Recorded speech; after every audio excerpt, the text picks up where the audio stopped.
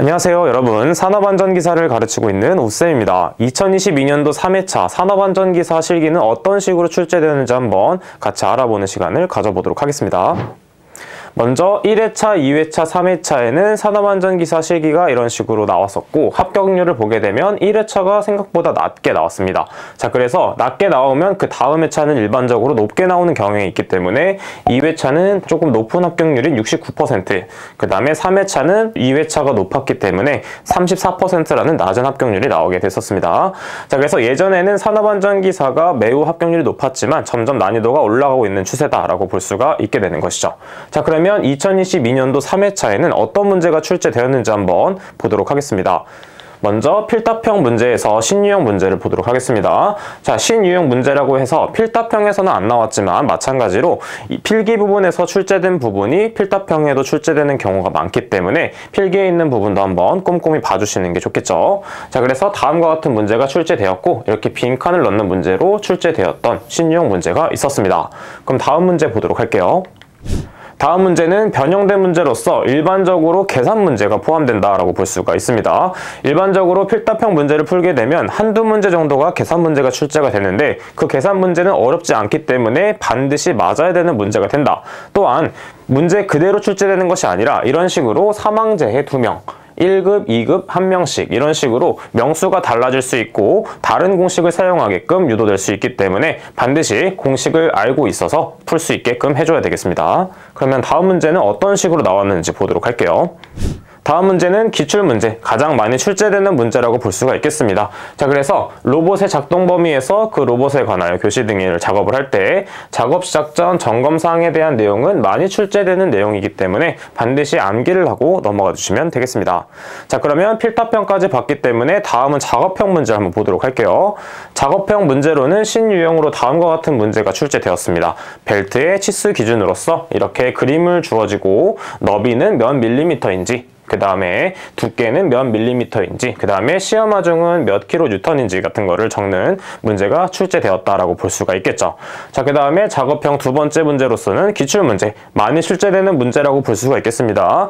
리프트의 방호장치, 자, 이것도 마찬가지로 필답형에서도 많이 출제되는 문제이기 때문에 반드시 맞아야 되는 작업형 기출문제가 되었습니다. 자, 지금까지 문제들을 보게 되면 2022년도 2회차에는 합격률이 좋았지만 3회차에는 그 절반 정도의 합격률이 나왔다라는 걸 볼 수가 있는데, 지금 위에서 봤던 문제들처럼 변형된 문제들이 많았고 그 다음에 새로운 기출도 나왔기 때문에 합격률이 낮아졌다라고 볼 수가 있겠습니다. 자, 그렇다면 2023년도 1회차에 대한 산업안전기사 실기는 어떤 식으로 대비하면 좋을지 한번 보도록 하겠습니다. 지금 보게 되면 대체적으로 기출에서 출제되는 건 맞습니다. 또한 필답형에 있던 답이 작업형으로 그대로 출제되는 경우도 많기 때문에 필답형을 공부할 때 보다 더 꼼꼼하게 공부를 한다면 작업형까지 이어질 수 있다라고 볼 수가 있겠죠. 자, 그럼 어떤 유형이 출제가 되었는지 한번 문제를 보도록 하겠습니다.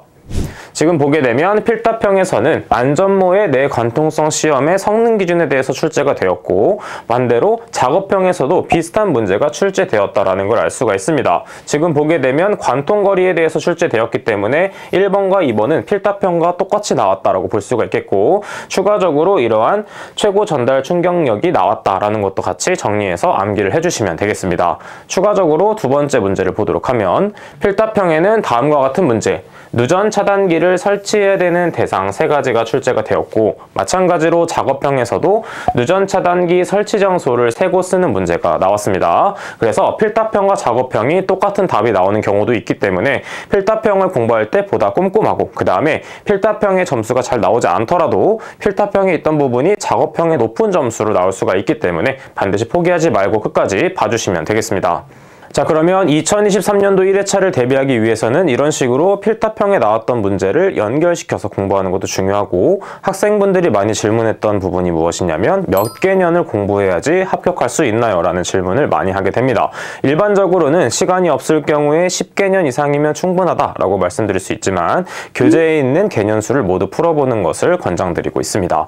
또한 필답형과 작업형은 유형별로 정리가 되어 있기 때문에 그 유형별로 반드시 어떠한 유형인지 파악을 해주는 것이 중요하고, 그 다음에 빈출도를 별표로 표시했기 때문에 가장 높은 빈출도는 별표 3개, 그 다음에 상대적으로 낮은 것은 2개, 1개로 표시를 했기 때문에 가장 높은 것들은 반드시 알고 넘어가겠다라는 생각으로 공부를 해주시면 되겠습니다.